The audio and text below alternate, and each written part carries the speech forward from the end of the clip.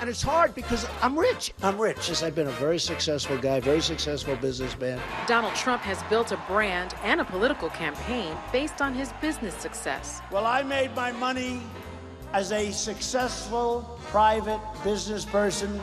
But one of his businesses didn't turn out the way he may have hoped. When I tried to order room service last Saturday at the Trump Taj Mahal in Atlantic City, private dining is closed at this time. so there will be no room service for me tonight.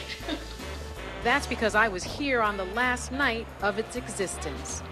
The hotel was advertised as the 8th wonder of the world when it opened in 1990. One step beyond your wildest imagination. A symbol of Donald Trump's meteoric rise as a real estate tycoon. Filled with Trump's signature glitz and gold, it cost nearly $1 billion to build. Is it necessary to build on such a scale? The scale, Charlie, is what brings the people. The opulence, the size, the everything is what really is going to make the Taj Mahal, I think, the most successful hotel anywhere in the world. But Monday at 5:59 a.m., the doors were locked at the Taj after 26 years, leaving thousands of middle-class workers without jobs. So how did Trump's crown jewel go from this... I'm really happy with what I'm seeing. ...to this? I got to show you a picture of what the casino looked like. It was pretty remarkable. Take a look at this. Wow. It's eerie. What do you think is the significance of the fact that the Taj Mahal ended in bankruptcy and was just deserted? It was a signature development for him. A signature moment for him and a signature disaster for him. The story of the Taj starts in the late 1980s. Donald Trump had successfully completed Trump Tower in Manhattan. He set his sights on Atlantic City, gobbling up 3 casinos and stamping his name on every one.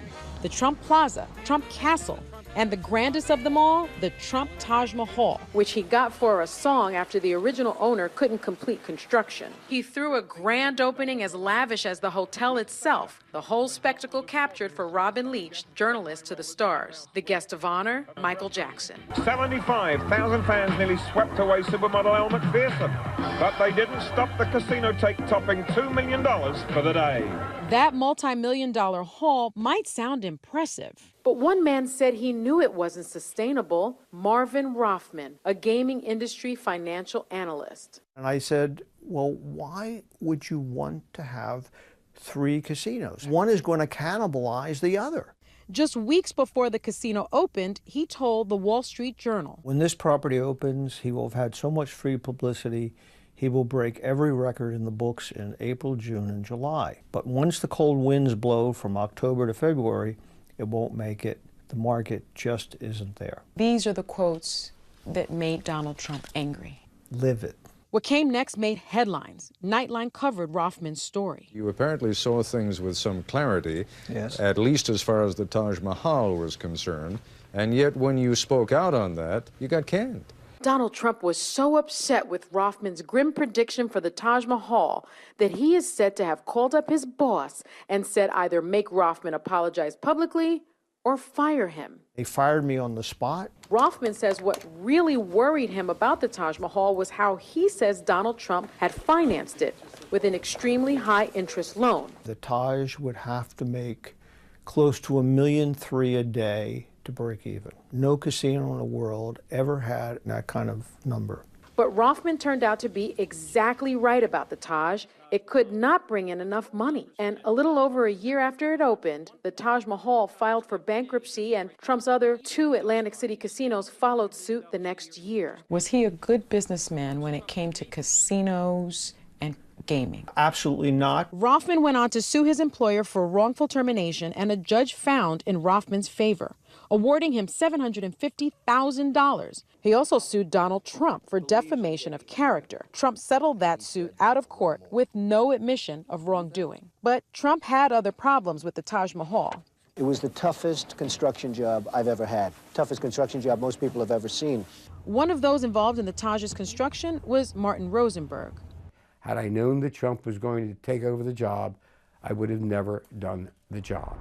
He says the Taj job nearly cost him his company, which was contracted to provide glass, mirrors, and doors. He promised if we did a good job, we would get paid. He says Trump owed him over $1 million, and he wasn't alone. Rosenberg says Trump didn't honor the contracts of over 100 contractors who helped complete the Taj Mahal. The man didn't pay us because he didn't have the money, bottom line.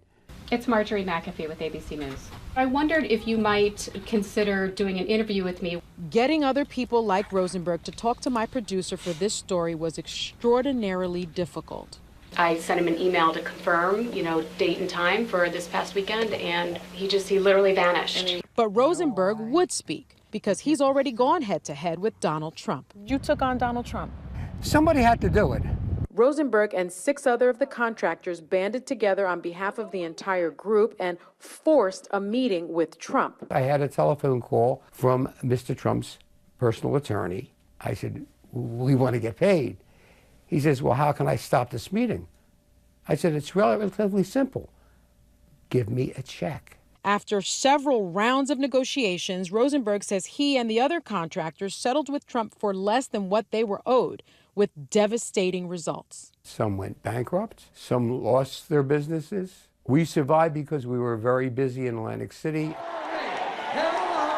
This summer, Rosenberg shared his experiences of working for Trump at a Hillary Clinton campaign event. I am here today to help ensure that this sort of manipulation of people by Trump will not continue on a national stage. So people may say that Hillary Clinton paid you to tell this story. Inaccurate. I was never offered anything, nor would I have taken anything. Trump sold his interest in the Taj Mahal in 2009, and his friend and supporter Carl Icahn eventually took it on in 2016. In an emailed statement to Nightline about the Taj Mahal closure, his campaign spokesperson said, Mr. Trump has not been involved for many years and has been given great credit for his timing. He told Bloomberg News in 2014 that getting out of Atlantic City was just good business. Atlantic City it's a very sad situation, just too much competition. What he left behind when he left were loyal employees, many of whom started at the Taj 26 years ago, day oneers, like Charles Baker. So about 85% of us have been here since day one. The union for the casino workers clashed with Carl Icahn over things like health benefits and paid lunch breaks. Can't give back anymore. I have nothing else to give. You've taken everything from me that I've ever worked for. Negotiations between the union and Icahn failed, so these Taj employees went on strike this summer, prompting Icahn to close the Taj for good. On his website this week, Carl Icahn posted this statement about the closure of the Taj Mahal, saying in part, like many of the employees at the Taj Mahal, I wish things had turned out differently. For Charles Baker, there's no question about how he will vote in November. I will not vote for Donald Trump. It's not my choice. Why not? I don't believe in anything he says. He took his money and he left, so I don't see, him doing anything great for America.